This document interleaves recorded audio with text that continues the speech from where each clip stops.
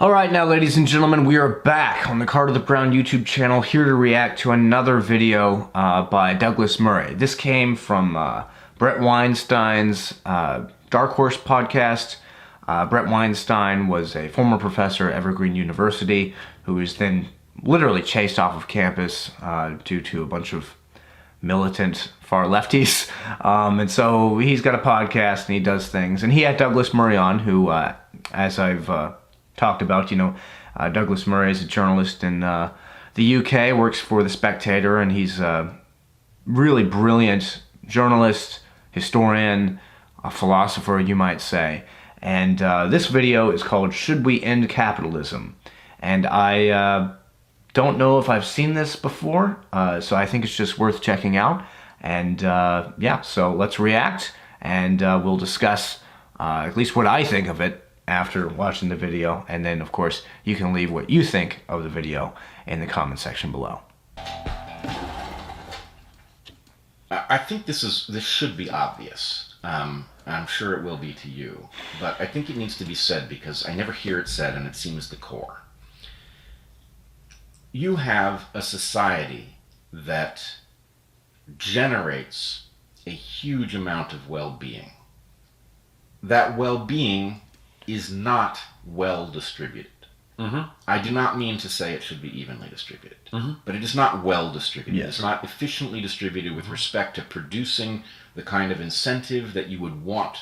A dyed-in-the-wool libertarian ought to want opportunity better distributed because it results in more people discovering more things that serve us collectively, right? So we've got a society that creates a hell of a lot of wealth. It's not fairly distributed. It's not well distributed. The revolution that we are watching begin has misunderstood the difference between the noise in the way, and there's a lot of signal in how it's distributed, but I would argue there's even more noise in how it's distributed. They've misunderstood the basic fact that their lives will get much, much worse if the engine that creates the well-being that is unfairly distributed is turned off. Right? Yeah. And so the point is, if you just want to talk about absolute well-being, if you stop making and you are stuff, compassionate for all sorts of people who have less than they ought to, or who were given tools that are less useful than they might be, right? You want those people to be well off. You are about to hurt them egregiously by turning off the engine on which we are all surviving. Yes, this is a misunderstanding that Immanuel Kant describes, the famous dove analogy. Kant's dove is the dove flying in free air may make the mistake of thinking that the air under its wings is the thing that's holding it back. Capitalism is the air under our wings. And may imagine that in free air it could fly further, faster. Right, in a vacuum. And that's what these activists and a significant portion of the American public now make the mistake of thinking. They think, and we have this in my own country as well, although thankfully at the ballot box it keeps being seen off. But there are significant numbers of people in our societies who think, if I could only stop capitalism, not a form of capitalism or some extreme versions of capitalism, or capitalism gone wrong, or bad capitalism, or anything more, but capitalism, the exchange of services, financial incentive, and products, all this. If I could just stop that, we would be fairer. And it's incumbent upon anybody who knows history as well as anyone We'd all be equally poor. To say the situation you are dreaming of that you think will allow you to fly further and faster will make you plummet. Plummet. And the people with the most capital from the capitalist system will be able to leave your benighted results. But most people will not. Will collapse on all of those who don't have the means to leave. This is obviously the case with property in all of our countries at the moment. Once you see the differential between average wages and average property price go to 5 times or something, and much more. And places like San Francisco, I mentioned earlier, far more of the average salary to average property price. You end up in this system where you think all the corrections you can see are catastrophic. I mean, what happens in a society where the average cost of a home is, I don't know, $1 million or $1.5 million, and the average wage certainly isn't that, but you have the asset, and there's no one to buy it from you at some stage?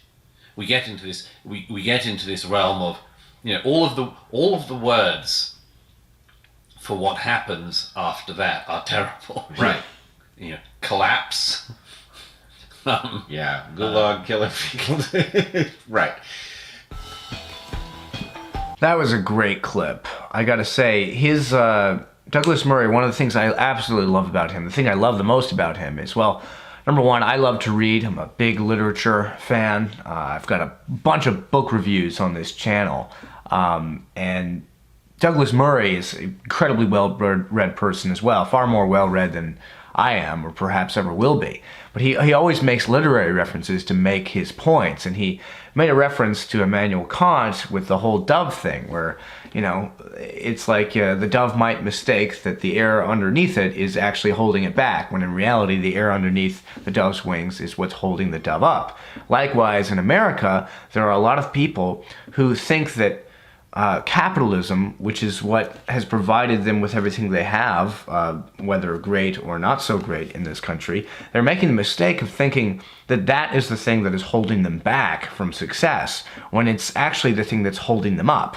And, with these Antifa people, they're just trying to just turn off the machine. And as Bret Weinstein said, that's going to be catastrophic for them and everyone else. It's going to be beyond horrible.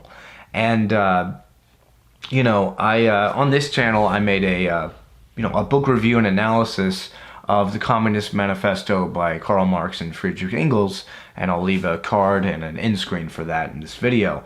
But in that video, my big conclusion regarding the Communist Manifesto and basically Marx himself is that, the critiques of capitalism are valid. There is such a thing as crooked capitalism, where giant money men crowd out the little guy and put the little guy down. There's a form of tyranny with regards to that. I mean, an example of this would be, with these giant social media companies that we have, Twitter, Facebook, Amazon, Apple. I mean, they crowded out a legitimate competitor back in the wake of the January 6th riots, namely the platform Parler, which was basically an alternative platform to Twitter. Amazon deplatformed them, as did Apple, and they were taken down literally from the internet. Now, as I understand it, they're back up. They've got some new server people, but that was, a situation where giant corporations literally crowded out the new up-and-comer and put that new up-and-comer down, buried them. And, there is that kind of crooked market control can happen with people that have great wealth. They can crowd out a competitor and say, oh, Parler, that needs to be taken offline because there were some people on the website that were, planning, certain things for the January 6th riot. But as we all know now, at least I would hope we all know now, most of the planning for that January 6th riot was actually taking place on Twitter and Facebook. And Amazon never threatened either of those apps with being deplatformed, not once, not ever. And yet they went after Parler because Parler was a threat to their monopolistic control. And so that sort of crooked capitalism is real. There are instances where particularly unregulated capitalism can be just as tyrannical as communism.